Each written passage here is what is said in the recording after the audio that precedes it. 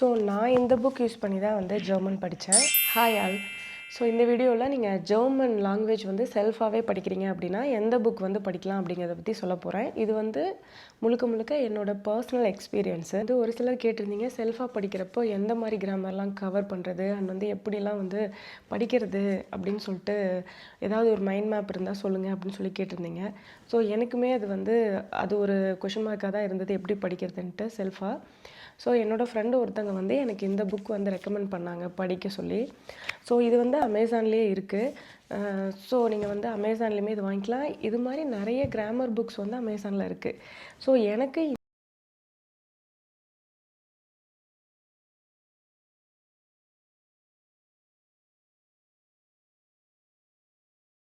இந்த புக் வந்து கவர் பண்ணும். இது வந்து அமேசான்லேயே இந்த நேம் சர்ச் பண்ணிங்கனாலுமே வரும்.